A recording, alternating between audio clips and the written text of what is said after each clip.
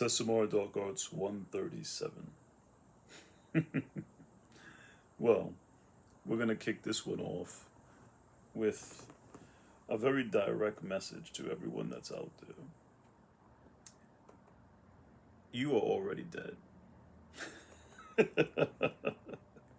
Now, I know I said I was going to touch on that probably. I think in the last video I briefly said something and I said that's a whole nother video. Well, here we are. And yeah, that last encounter that I had when I talked about the whole coronavirus incident, just to give a bit of context, because when you go back and look at videos, sometimes you realize that you left certain things out. And when I say that at that time, when I was going through that ordeal, that I was cut off, what was really happening, or what happened, was that I was still able to enter the dream state consciously. The only thing that was happening, which I found to be very interesting at that time, is that my inner world travels were limited to three-dimensional physics. And what I mean by that is that it was a very interesting moment because I had never experienced something on that level at that time, where I was in the dream state, and it was interesting because I was fully conscious, but whatever was going on in the reality at the time, it was very heavily tied to the physical world. So I knew I was in a dream state. I was very well conscious. I knew that my body was laying on the bed or wherever I was at the time, but I could not perform any of the things that I would do in a normal situation when I travel to these states. And the other interesting part was that nothing else of interest was happening that should usually be happening in those states. So imagine it as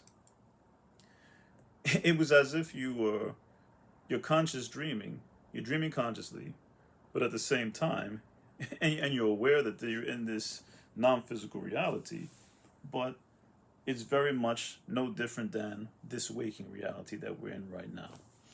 And for me, that was the scary part. And for those who've been following me for a long time, you know that I don't get spooked by anything pretty much in terms of this type of stuff. So, that was the big thing. It was like I was in this state, but whatever the vaccine had done to me, physically, on a biological level, whatever was happening at the time, it had me locked into a frequency of reality that was pretty much three-dimensional. So even though it was non-physical, I couldn't do anything that most people could probably do, flying and all these other things, moving things with your mind, teleporting. I couldn't do any of that. So that was the stressful part, that I was locked into this reality, knowing that it was a non-physical state, but nothing out of the ordinary could be done. On top of that, nothing extraordinary was happening in this reality. It was a very, very much a carbon copy of this waking reality. Nothing was special. Nothing special was happening. There were no unusual things that you might expect to get in a non-physical state. It was all pretty much just no different than me being here right now in this waking physical reality. So, and the interesting thing was that no matter how much when I tried to do things in the non-physical state, it just wasn't happening. It was as if, put it like this, it was as if you're here in waking reality here on this side, right? And you say, I'm going to move something with my mind. And however you do it, whether you need to use your hand or you just use your mind and try to do it, nothing happens. And everyone's just looking at you like, this guy's crazy. That's what it was like. And I remember being in those states talking to people like, hey, I was trying to trigger responses out of things. I was basically attempting to trigger something unusual to happen. Like asking questions like,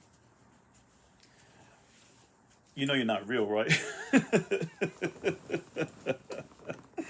I mean, I was desperate at the time, man. So it was pretty much me going up to these figures in the non-physical state. It was like, hey, none of this is real, right? You're not real, and I'm here. And I was just talking crazy, man. I was doing anything I could to evoke something. I was trying to get them to attack me. I was doing all kinds of stuff to try to trigger some kind of weird response that would basically, as I always say, get the juices flowing a bit. You know, okay, this person now he pulls out a knife and he starts chasing me, and then I could jump off a building or whatever and then fly. And but nothing was happening, man. Nothing was happening, and yeah, it was a very unusual experience, man.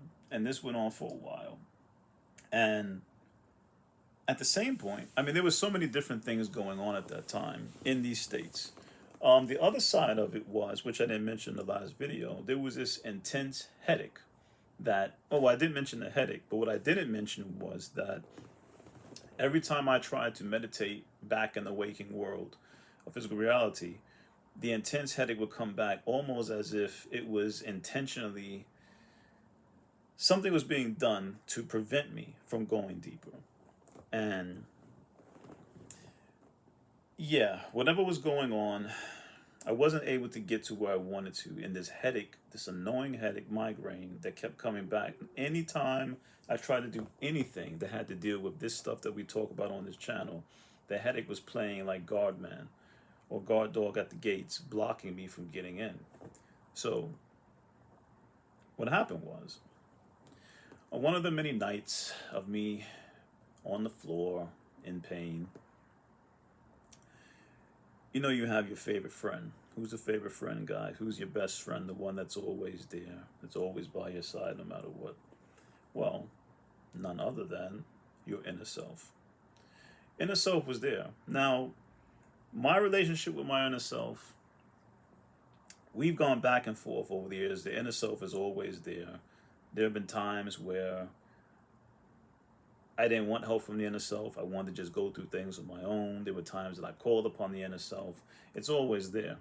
And you, me, all of us, we're basically physical manifestations of our inner self.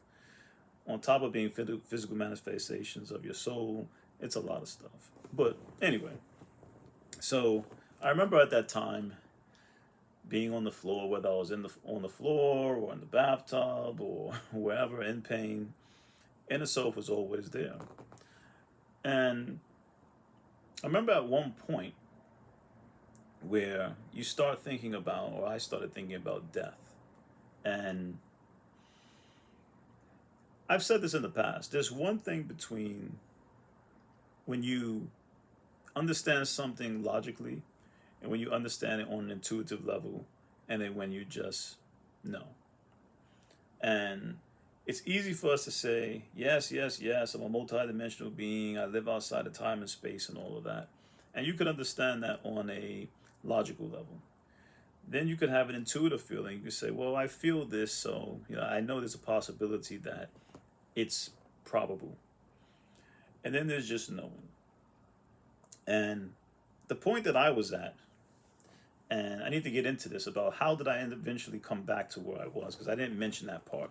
I briefly went into it, I believe, but I didn't tell how I got back to where I was and beyond. What happened was, and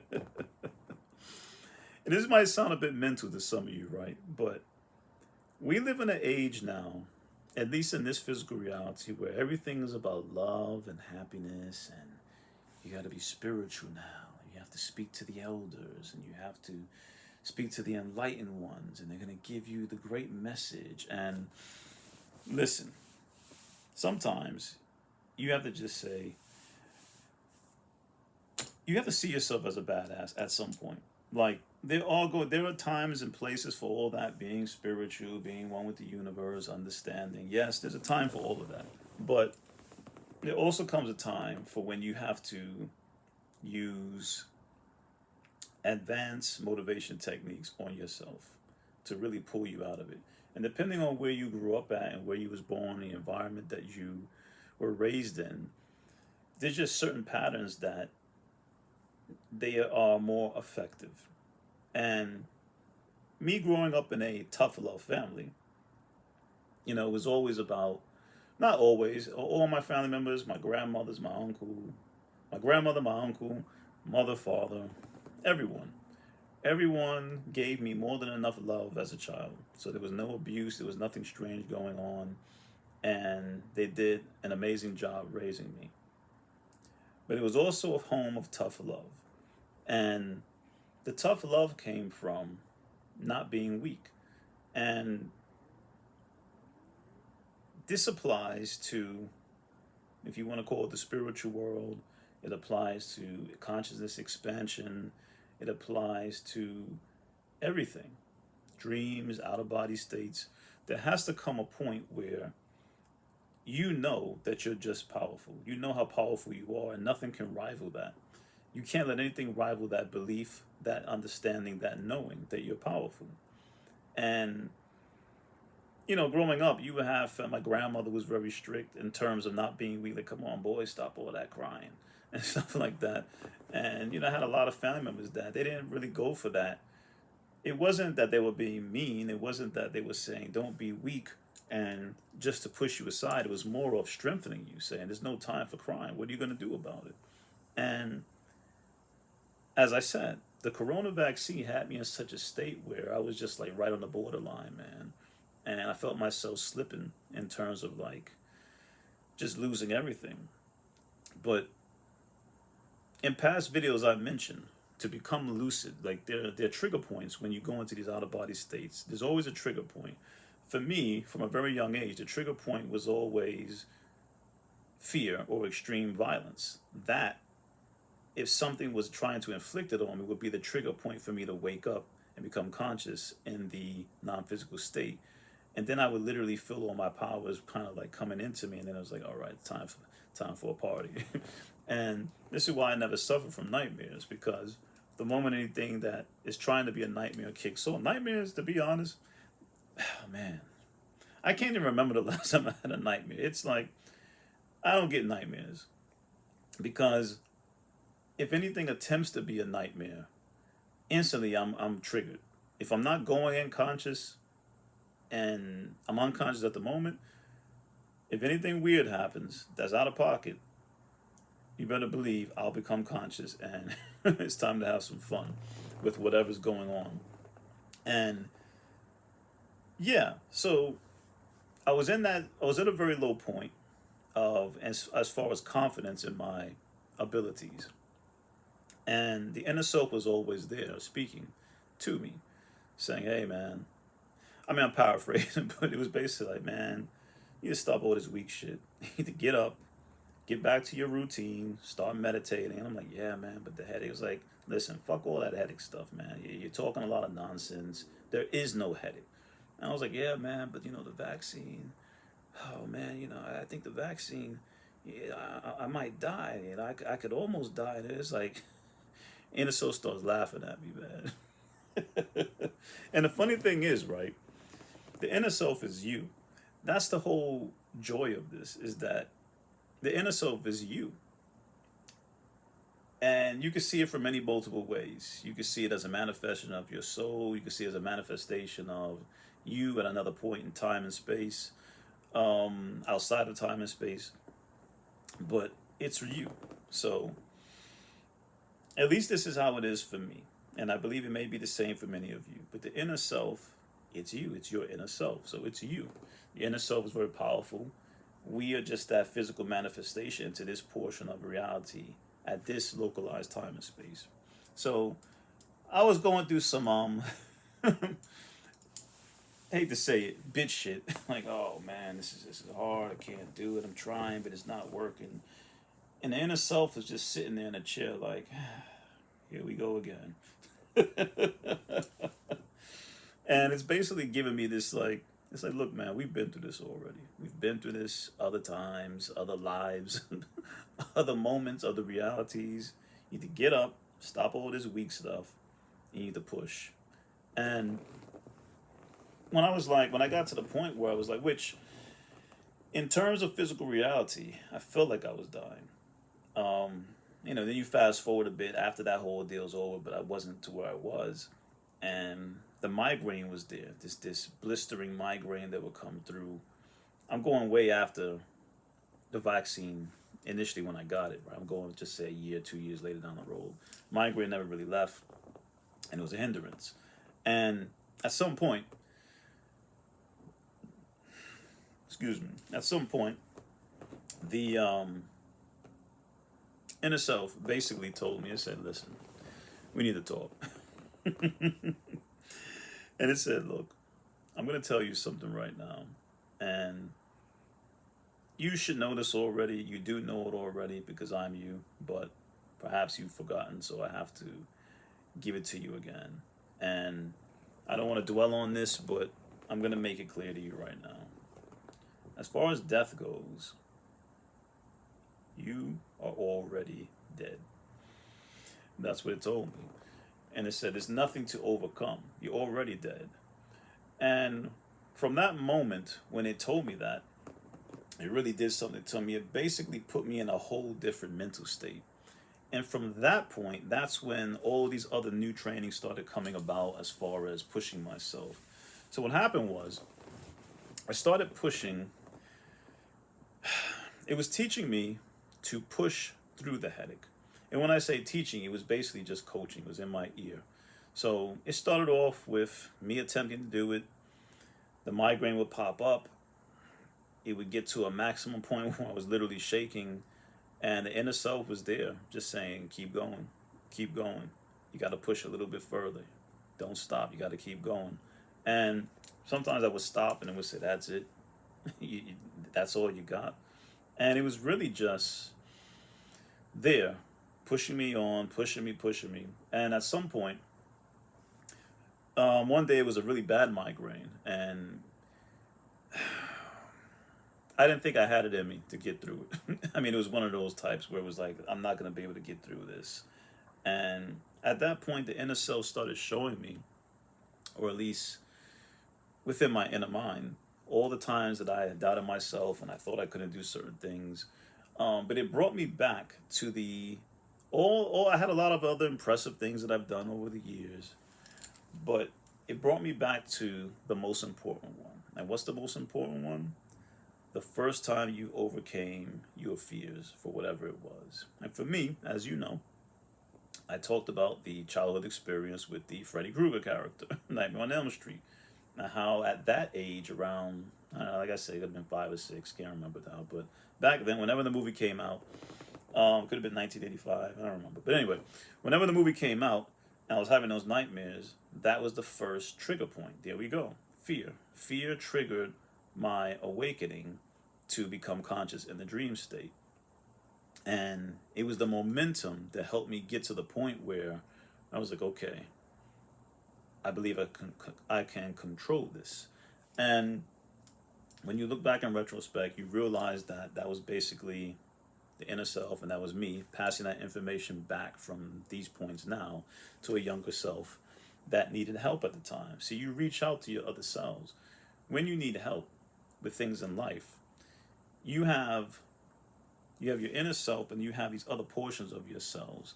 They all combine and come together, but you have other portions of yourselves and other realities, other existences, and you could help one another. And in times of need, when you need that energy, it can reach through the illusion of time and space and offer you that information, knowledge, or strength that you need to help you get through that ordeal. So in that case, that was a version of me back then that needed the help, and future versions of myself and the inner self reached back and gave it the knowledge, the idea, the concept of, hey, you could control this. You have the power to control this moment right now. And that's where it came from. So back to the story. So yeah, there was one day the migraine was extreme and I was shaking, and I started thinking to myself, I was like, listen, man, I am one of the most powerful multidimensional beings in existence. Now, this wasn't coming from a place of narcissism or thinking I'm an unstoppable God or anything like that. It was more from just a place of confidence. You know, I've overcome a lot of things in terms of all of this type of stuff, of non-physical reality. And I had to just accept it for what it was, that I knew I was powerful. I was just being weak at the time.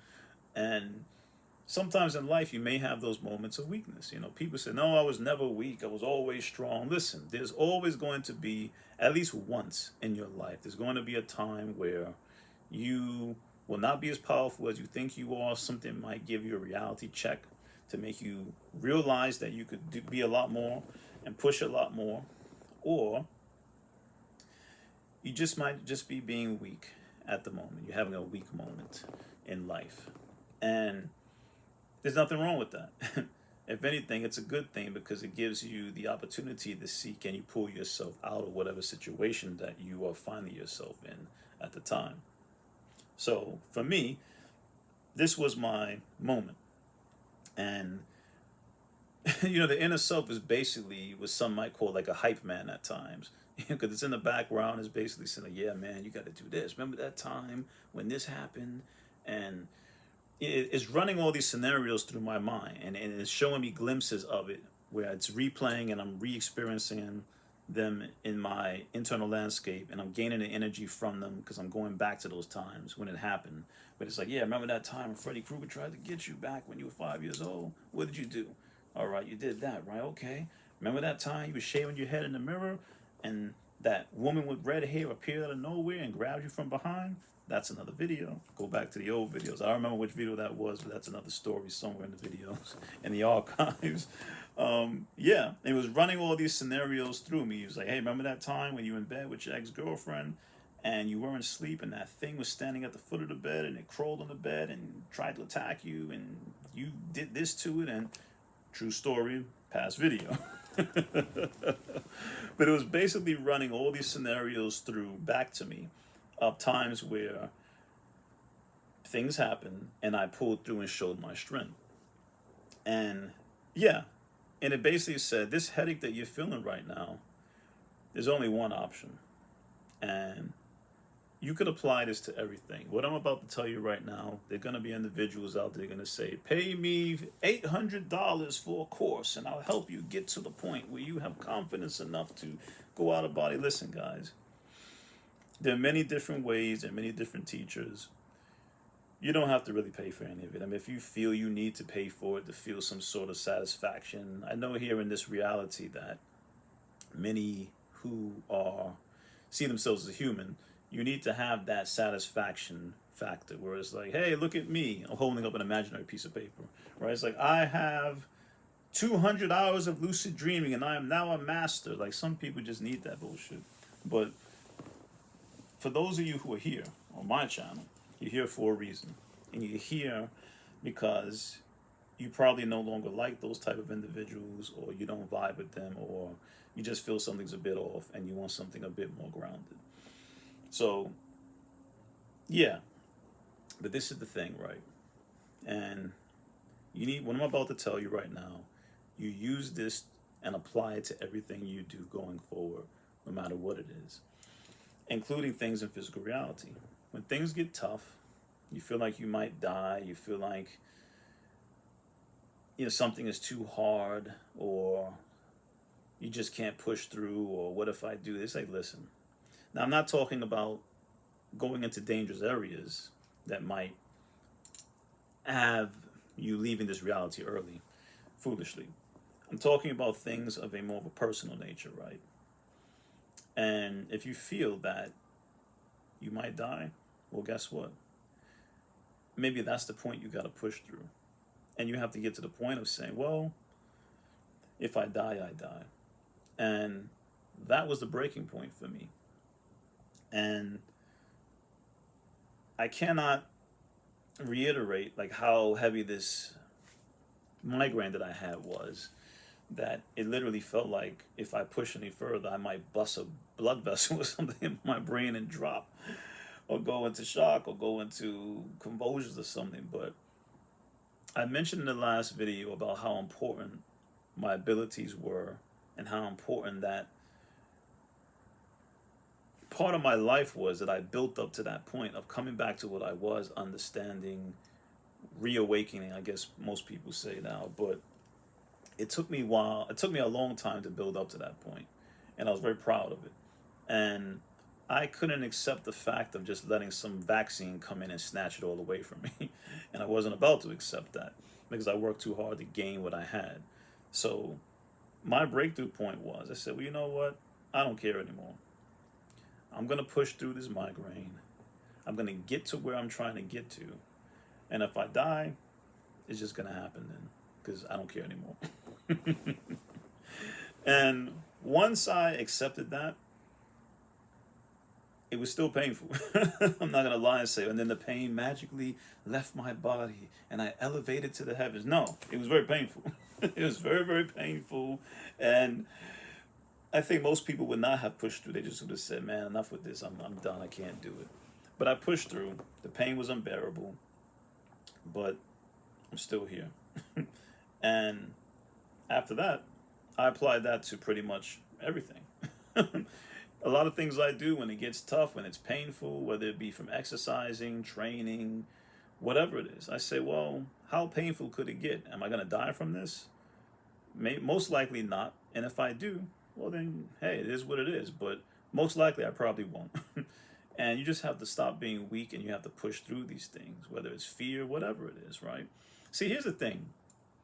A lot of you want to have these amazing experiences. You want to have these spiritual experiences. You want to go out of body. You want to talk to ghosts. You want to talk to demons. You want to talk to Cookie Monster. You want to talk to Pac-Man, whoever, whatever you want to do out there, right? To each his own. But you want to have these experiences, but then you're afraid to have them. And it's like, listen, man, you have to, if you want to overcome this stuff, you have to push out the fear of death, and you have to just do it. Remember, if you want to, say, for example, say you want to meditate at night in a room in your house that you feel might be haunted, oh, there's something in there. So every night you avoid that room, you run past it when you go to the restroom because you feel there's a spirit in there. Isn't this what you want? This is what you're sitting around looking at videos on YouTube, running to training seminars for, thinking about all day. You want to experience this stuff, but then you have the ability to experience it for free on a personal level, in the comfort of your own home, but then you run from it. And if you went into that room in this story that I'm putting on, this hypothetical story, you go into that room, close the door, turn off the lights, go into your meditation position, and listen and feel and try to sense what's in there and what's going on, maybe nothing will happen. And that's one problem to solve. Okay, I was afraid of nothing. But if something does happen, that's even better. You're now getting confirmation. Hey, congratulations, you're not crazy. This stuff is real. And you now have firsthand experience, something that most people will never have. But now you have it for yourself. So that's the whole point. You want to have the subjective experience. You don't want to go to a seminar, pay for it from someone to give you some bullshit that's not going to benefit you. And then you feel, oh, yes, I went to the seminar, I took this class, and now I'm a lucid dream master. And, look, I usually don't touch on this stuff because, it is what it is. But I just want to say this point because I have to get it off my chest.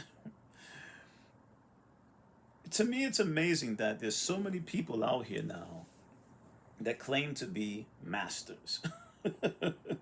I remember years ago, this is probably like when I first started, I'm not, maybe 5 years into it, I can't remember, years after. I used to be on social media a lot, and I remember this guy was like, oh, there's this guy on the internet, Seth Smart Talker, and he's a lucid dream master. And then people will contact me like, oh, you're a master? And I remember I was like, well, I'm not a master, but I'm knowledgeable in some of this stuff, but I'm not a master. And it just made me laugh. Like, there's so many individuals who jump to the opportunity, excuse me, they want to be considered masters on this stuff. And the thing that makes me laugh is that some of these people, now, what I'm about to say is this, right? When we're dealing with all these subjects, time does not play a part, right? It's like, especially on my channel, the things we talk about, I don't bring in age or race or ethnicity or any of this stuff with it, right? Politics. All that goes out the window when you're dealing with things that we're talking about here, at least in my sessions that we're working on. But you have these people who, they're out here charging people insane amounts of money for training seminars and workshops, and they just had their first out of body experience at like fucking 2 months ago or something, man. it's just hilarious to me, right? It's like these people have just started working on themselves, and it's a beautiful thing, and they just learned how to go out of body, and now all of a sudden they are, quote, lucid dream masters, out of body masters. They're holding big expensive seminars and telling people all this stuff. And to be honest, I don't watch these videos really because like it just it does nothing for me. I have my own thing that I'm doing here, and for the people that have been following me for years, you know what we focus on, right? We look past all the illusions. We're not talking about Atlantis. We're not talking about the golden records and the Akashic records and all that stuff. We don't do any of that here.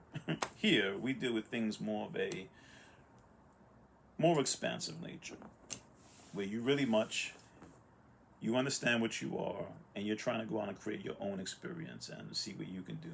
You're not trying to hold on to past um, stereotypes of what out of body experiences are, and looking for these old outdated concepts of the Akashic records, the halls of Amenti, Atlantis, because those are just constructs, guys. And I don't deal with constructs. I want you to work beyond the construct.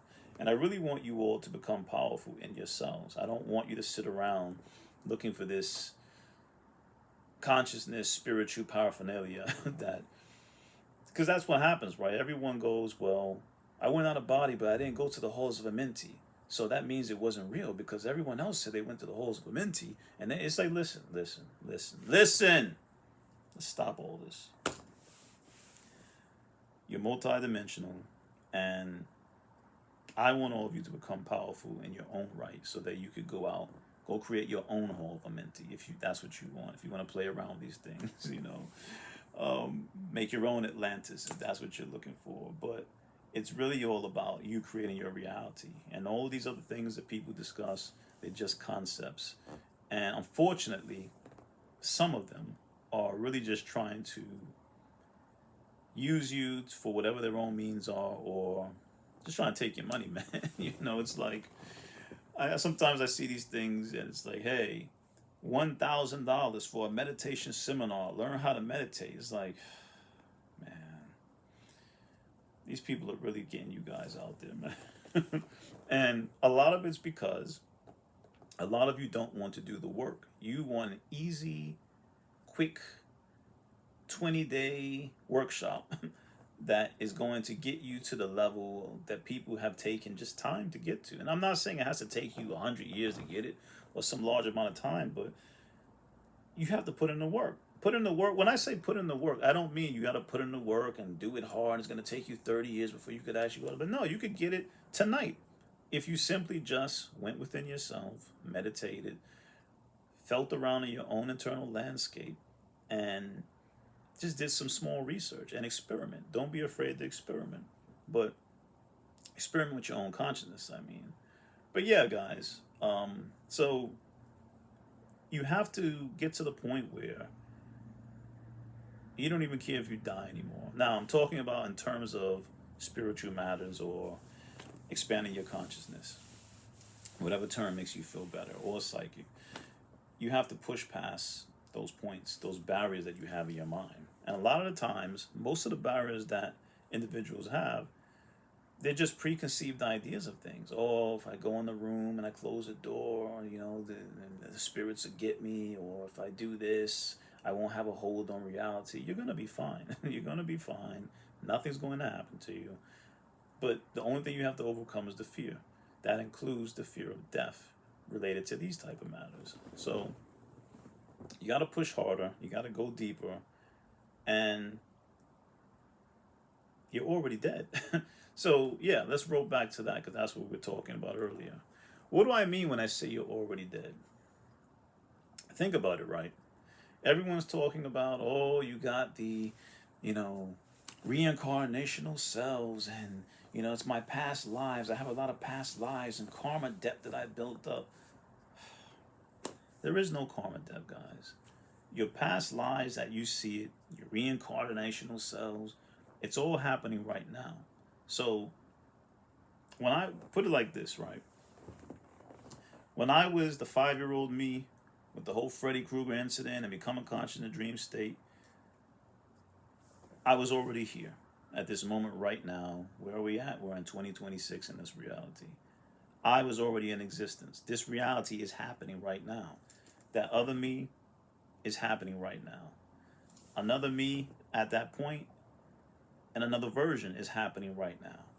Me talking about this right now here with you guys is sending this information back. That 5-year-old me in another portion of reality is picking up on this conversation right now. Now, it won't comprehend everything exactly the same because it's 5-year-old me. And the 5-year-old me does not have the ability to understand all this in great context, but it will understand the overall, how do I say, the, well, it will understand the context of what I'm trying to get across. It'll be translated and filtered through the personality of 5-year-old me.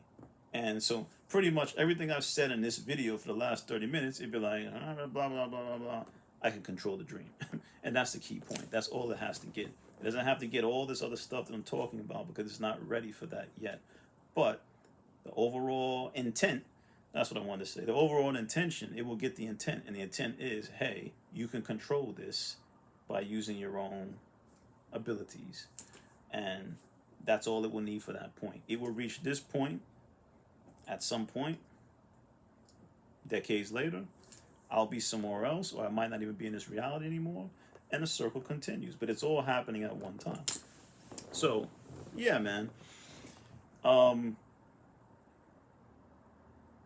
After saying all of that, what does that mean also? It means that if there's 5-year-old me in this reality somewhere, you have me here now, you have me a few decades from now, and you have me that's no longer here in this reality, which means I'm already dead in another reality. It's already happening. And that information is coming back down to me, to levels that I could understand here in this existence.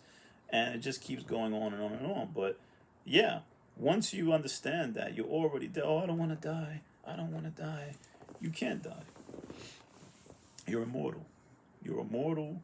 And as I've said before, immortality doesn't mean that you can't be removed from here. It just means that you're immortal in terms of your spiritual being or your consciousness or your entity. But yeah, you're already dead. So when you come to that understanding that you're already dead, it removes the fear of, I would say, pretty much almost everything. I guess most individuals probably have some fears of little things, but other than that, it will remove fear of pretty much everything that you have. All your limitations will be opened up to you because you'll go into things saying, well, you know what? There's nothing to fear because actually I'm already dead, so I'm just going to go through this and whatever happens, happens. Now, this is not for everybody, right? Obviously. Everyone can't get to this level. Everyone is not ready for this type of level of thinking, but I'm speaking specifically to my individuals that have been following me here on this channel. Because you know how I talk about things, you know how deep I get on these issues, and you also know how far that you want to get to, unless you wouldn't be here. So if you want to break through, if you want some new added additional push to help you get to where you're getting to, that is the next way you have to think of things. I'm already dead. I'm immortal. Nothing's gonna hurt me. Nothing can hurt me. And anything did happen to me, it just is what it is, man. Maybe it was just, that's what's gonna happen. But like I said, I know it's not for everybody.